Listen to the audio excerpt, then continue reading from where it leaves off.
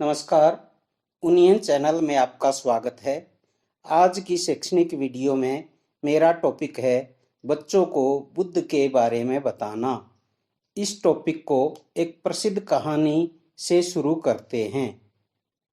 एक समय की बात है, किस्सा गौतमी नामक एक स्त्री का पुत्र मर गया। इस बात से वह इतनी दुखी हुई कि वह अपने बच्चे को गोद में लिए नगर की सड़कों पर घूम घूम कर लोगों से प्रार्थना करने लगी कि कोई उसके पुत्र को जीवित कर दे। एक भला व्यक्ति उस बुद्ध के पास ले गया। बुद्ध ने कहा, मुझे एक मुट्ठी सरसों के बीज लाकर दो, मैं तुम्हारे पुत्र को जीवित कर दूंगा। किस्सा गौतमी बहुत प्रसन्न हुई, पर जैसे ही वह बीज लाने के लिए जाने लगी, तभी बुद्ध ने उसे रोका और कहा, ये बीज एक ऐसे घर से मांग कर लाओ जहां किसी की मृत्यु न हुई हो। किस्सा गौतमी एक दरवाजे से दूसरे दरवाजे गई, लेकिन वह जहां भी गई उसने पाया कि हर घर में किसी न किसी के पिता माता, बहन भाई, पति पत्नी, बच्चे, चाचा चाची, दादा या दादी की मृत्यु हुई थी।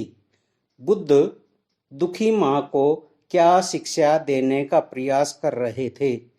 तथागत गौतम बुद्ध यह शिक्षा दे रहे थे कि सभी की मृत्यु होनी निश्चित है, सभी कुछ नश्वर है। यही नियम है। हमें सुख दुख से परे होकर अपने जीवन में ही निर्वाण प्राप्त कर लेना चाहिए। गौतम बुद्ध के बारे में हम इस अध्याय में पढ़ेंगे।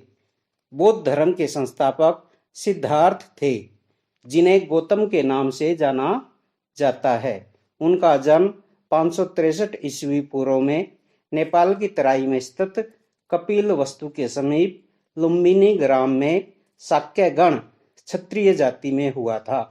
इनके पिता का नाम सुधोधन तथा माता का नाम महामाया था। इनके जन्म के 7वें दिन ही इनकी माता महामाया की मृत्यु हो गई थी। अतः इनका पालन पोषण इनकी मौसी प्रजापति गौतमी ने किया था।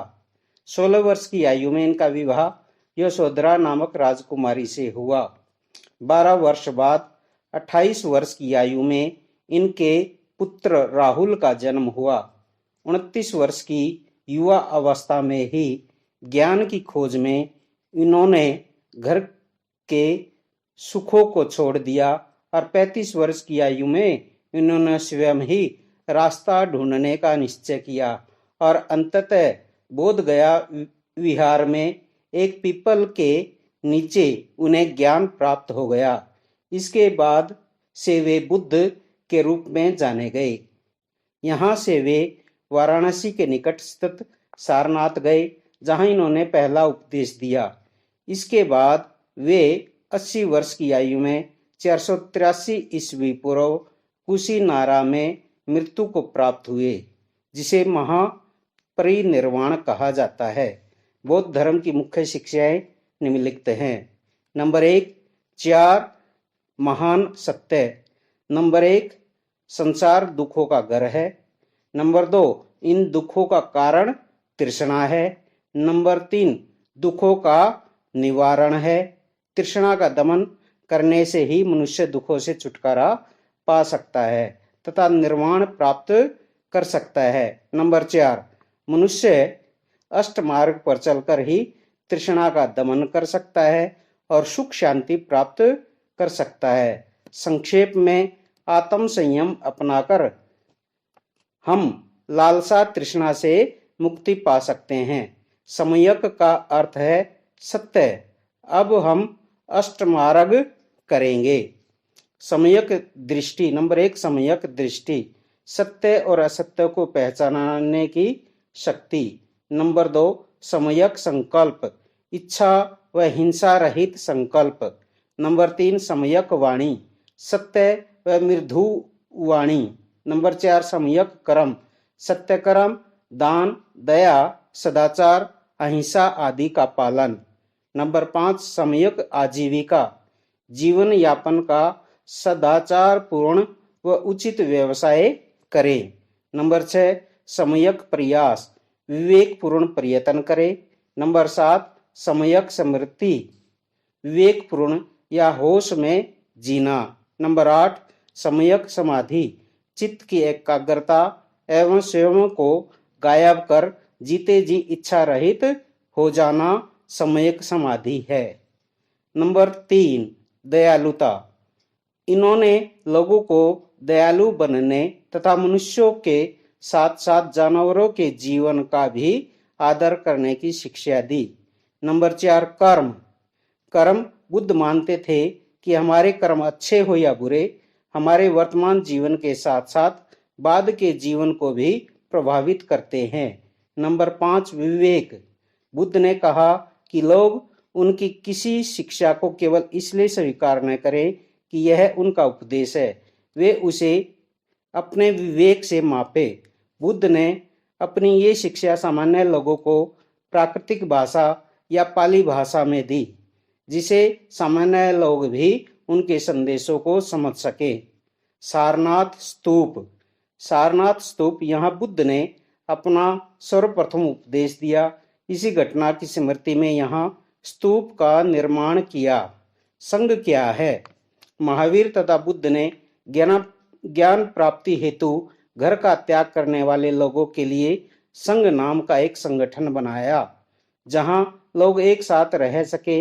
वैसे तो सभी लोग संघ में प्रवेश ले सकते थे, पर बच्चों को अपने माता पिता से, दासों को अपने स्वामी से, राजा के यहाँ काम करने वाले लोगों को राजा से तथा कर्जदारों को अपने देनदारों से अनुमति लेनी होती थी।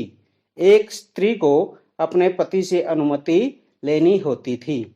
हाँ, दासों के लिए प्रवेश करना कठिन था, क्योंकि दास अपने मालिकों की सेवा करते थे और वे अपने मालिक की अनुमति के बिना कोई कार्य नहीं कर सकते थे। वर्ण व्यवस्था के अनुसार दासों का काम अपने स्वामी की सेवा करना होता था। कोई भी मालिक नहीं चाहेगा कि वह अपने दास की सेवाओं से वंचित हो जाए। अतः मालिकों के द्वारा अपने दासों को संघ में प्रवेश लेने की अनुमति देने की संभावना बिल्कुल न के बराबर थी। अतः दासों के लिए संघ में प्रवेश करना आसान नहीं रहा होगा।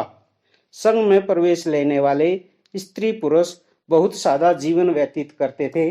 वे अपना अधिकांश समय ध्यान करने में बिताते थे और दिन के एक निश्चित समय में वे शहरों और गांवों में जाकर भिक्षा मांगते थे। यही कारण है कि उन्हें भिक्षु और भिक्षुणी कहा गया। वे आम लोगों को शिक्षा देते थे और साथ ही एक दूसरे की सहायता भी करते थे। वे किसी तरह की आपसी लड़ाई का निपटारा करने के लिए वे प्राय बैठकें भी किया करते थे। संघ में प्रवेश लेने वालों में ब्राह्मण, क्षत्रिय, व्यापारी, मजदूर, नाई, गणिकाएं तथा दास शामिल थे। विहार, विहार क्या है? वे अस्थायी निवास स्थान जहां बौद्ध भिक्षु भिक्षुणियां वर्षा ऋतु के दिनों में रहते थे, उसे विहार कहा जाता था।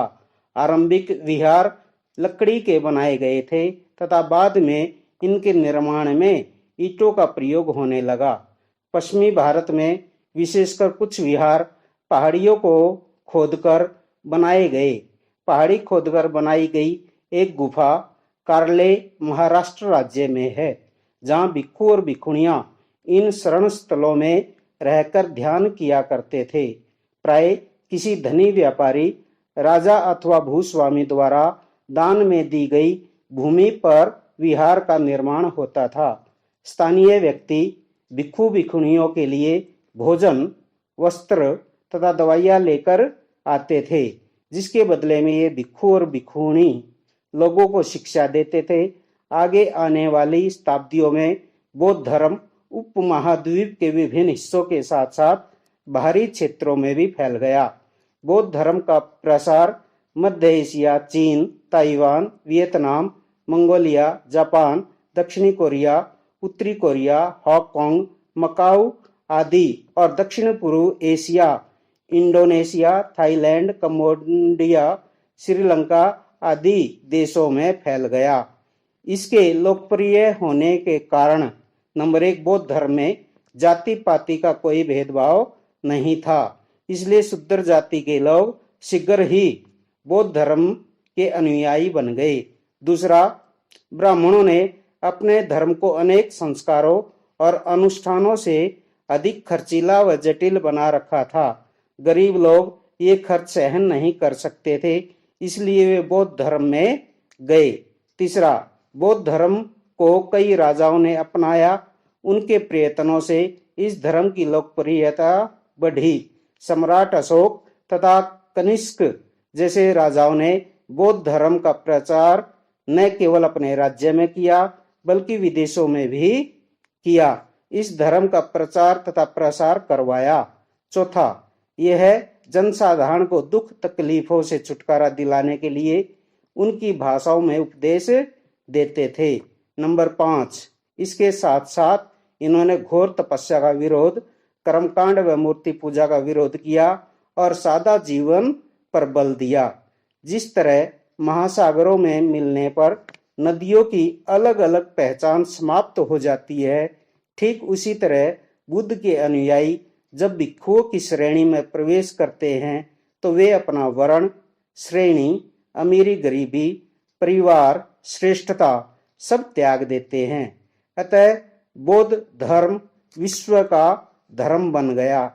इस वीडियो को बार बार सुने व 4 प्रश्नों का सही गलत में उत्तर कमेंट के रूप में दें। नंबर 1, बुद्ध ने पशु बलि को बढ़ावा दिया, सही या गलत? नंबर 2, बुद्ध ने प्रथम उपदेश सारनाथ में देने के कारण इस जगह का बहुत महत्व है, सही या गलत? नंबर 3, बुद्ध ने शिक्षा दी कि कर्म का हमारे जीवन पर कोई प्रभाव नहीं पड़ता, सही या गलत? नंबर 4, बुद्ध ने बोध गया में ज्ञान प्राप्त किया, सही या गलत? शेष पाठ, नए प्रश्न, नए विचार अगले वीडियो में देखें। अगर आपको मेरा वीडियो पसंद आया हो तो लाइक करें, शेयर करें, सब्सक्राइब करें, कमेंट अवश्य दें, भले ही लाइक या अनलाइक करें। शिक्षित भारत, उन्नत भारत। जय हिंद, जय भारत।